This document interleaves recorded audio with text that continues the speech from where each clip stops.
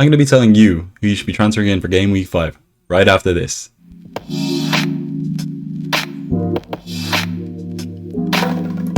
So, I'm Paddy from OddsOnFPL, and I'm here to tell you about 5 of the best transfers you should be bringing in this game week.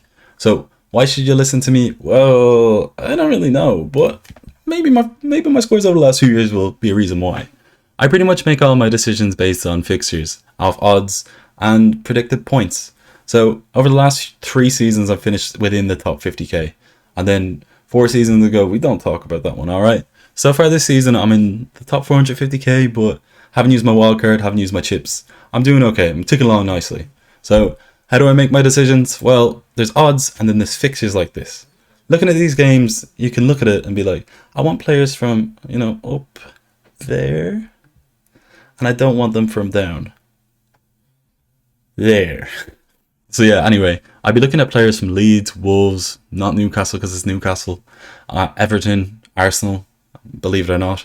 And then I'd be ignoring players from Brentford, Villa, Southampton, Man City are fixture proof, Palace, Spurs, Man United maybe. But yeah, so I'm planning on bringing in players over the next 5 game weeks which have good fixtures. As well as that, players who can score and perform well at this level. So looking at the game week which has just happened, there've been a lot of players who've been brought in. Ronaldo, Lukaku, expensive players, but they're pretty much fixture proof, and they've proven that so far this season.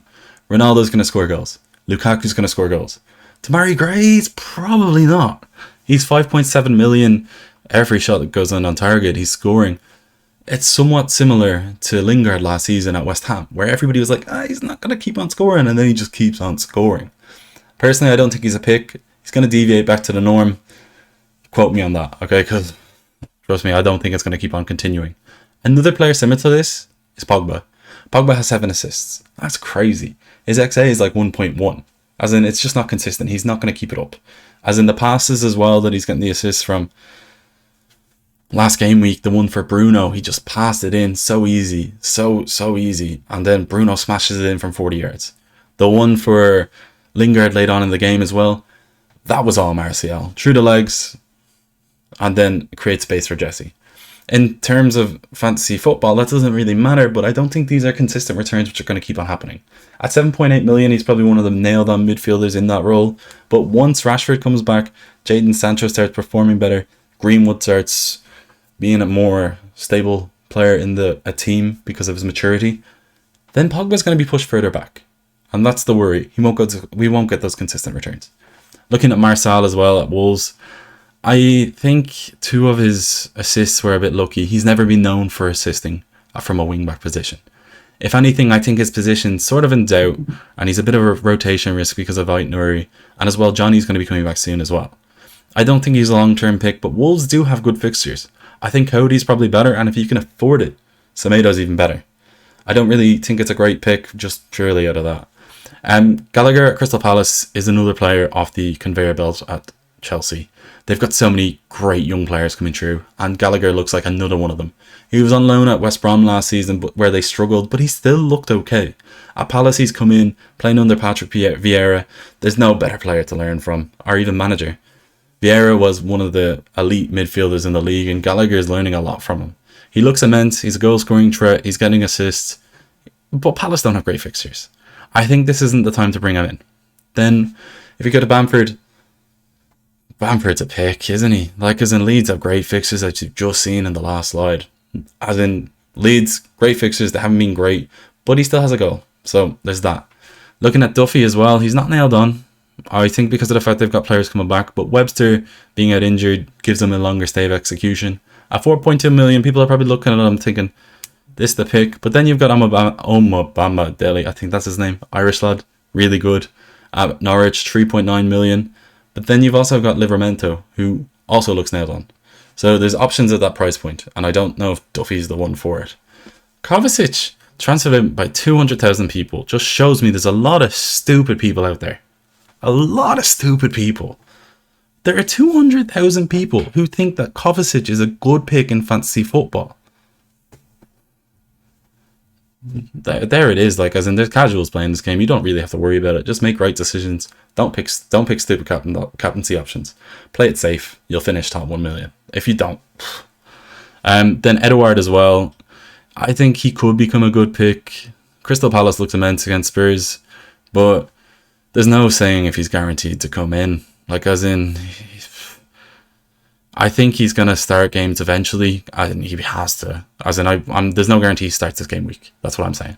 He needs Premier League fitness. That's just it. 2 goals off the bench. He looks an option. Also, his first name is OddsOn.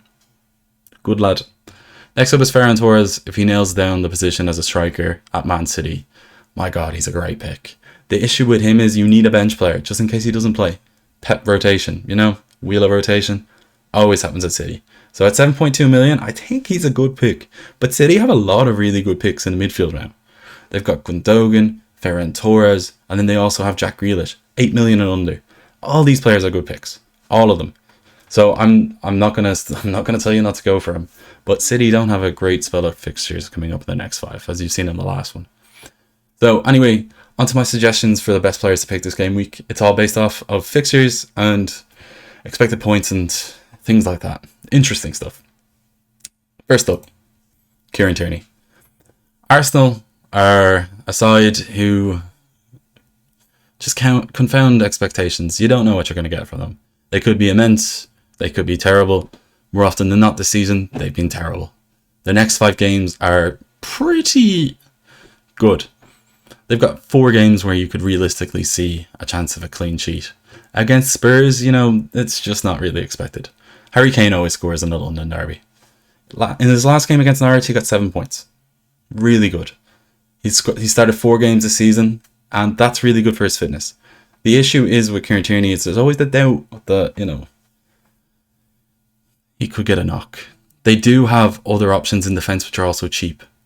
White is 4.4, Tomiyasu is 4.5, and because of those players coming back into the side, they're going to look a much stronger side. As well as that, Aaron Ramsdale's come in instead of Leno, and it looks like he's made that position his own. Thomas Partey as well could come into midfield as well, which will make it more solid. In terms of his XA and XG so far this season, he's got an XGI of 1. He's got 0.8 XA and 0.2 XG. He's got a 40% chance of keeping a clean sheet against Burnley, and realistically he could get an attacking return there as well. Looking at Arsenal, I think it's a great time to hop on their assets. The next run of fixtures are really good, and they look like they could be clicking after that Norwich game. They had an XG of 3, and they just dominated it. That being said, it's Norwich, so make of that what you will. Next up, it is none other than Wolves' Raul Jimenez. The Mexican player has not scored so far this season, and his points haven't been great, which has made him lose a bit of value. He's gone down to 7.4, but he has extremely interesting fixtures. In his next 5, he's got Brentford at home, Southampton away, Newcastle at home, Aston Villa away, and Leeds away. These are all games that Wolves can score in. And Wolves have looked really, really good. Like, going forward, they're creating chances. They look like they're a team which, once they start scoring, there's going to be loads of them. They're clicking, because in their movements, whatever their manager's doing, it's working except for results. He's playing 90 minutes a game. He's nailed on. That's something that the other wingers in the side can't offer you. If you look at the other wingers in the team, Adama and Trinchao are first choice now, but they have Wang, who's come in, and then they also have Pedro Neto as well. So these are players who can take their positions away from them. Who does Raul Jimenez have behind him? Fabio Silva. Is he going to take that position? No. In terms of also moving him in, it's an easy move because a lot of people have Antonio and Dominic Calvert-Lewin. These are players that you're going to have to be moving out. Dominic Calvert-Lewin's broken his toe. Antonio, you might keep him, but West Ham don't have great fixtures. So I'd consider bidding him off for somebody like Jimenez. Maybe somebody else who might be showing up later. So stick around for that one. He's got a 41% chance of scoring this game week against Brentford at home. And realistically, if Wolves start clicking, he could get 1 or 2. So that's something to consider. Next up is one that I'd say a few people really, really rate, and it's Raphinha. Leeds have been good at times, and they've been awful at times. Defensively, they've looked abysmal. But the good thing is I'm not really thinking about bringing in Raphinha purely for his clean sheet points. Up against Newcastle next, that's a fixture you could consider him as a differential captain. Newcastle have been terrible. They concede so many big chances per game. Defensively, they are a shambles. Their expected goals against has been 10.49, which is the most in the division. As well as that, Raphinha has amazing fixtures, and he has no European football. So he's going to play every game. There's also been some expectations about him playing as an attacking midfielder since Dan James has come in. But we don't know. I think as well, playing more centrally is quite interesting. As in, he's going to be more involved, but right now he's still on the right. He's still on the right flank. Looking at the fixtures, it's Newcastle away next, West Ham at home after that, Watford at home after that, Southampton away after that, Wolves at home after that. These are good fixtures. So far this season's got an XG of 1 and an XA of 0.8. He could double that in the game against Newcastle alone. So that's something just to consider. So yeah, Raphinha's a really solid pick. Something that at 6.5 million as well, you can easily bring him in. Something that I don't think a lot of people are going to agree with about my next pick. It's Nicolas Pepe. I've already said Arsenal have great fixtures. Everybody knows that. But Pepe has looked somewhat good this season. He's scoring goals, he's creating chances. Against Norwich, he had 6 shots and 2 of them were on target. He created 6 chances. He was all over them. As in, he was doing so much. But still, it seemed like it pissed off Arteta at times.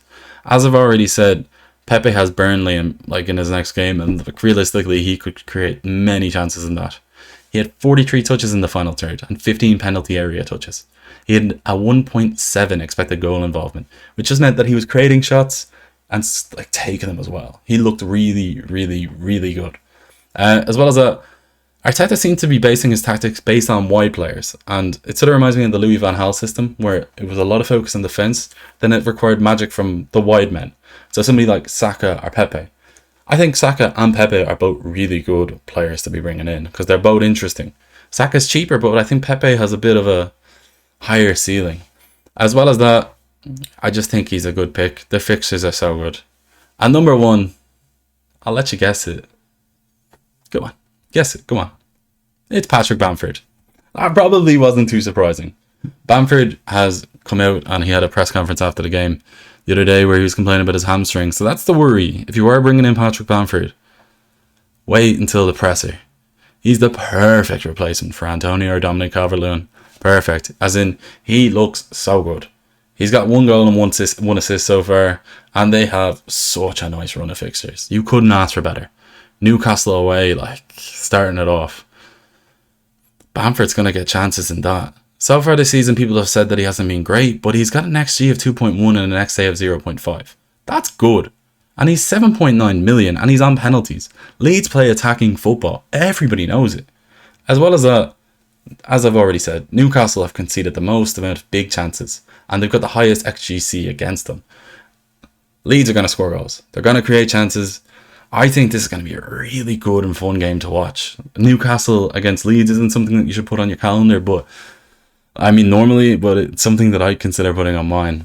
So yeah, anyway, that's been my 5 picks. It's been Kieran Tierney, Raul Jimenez, Raphinha, Nicolas Pepe, and Bamford.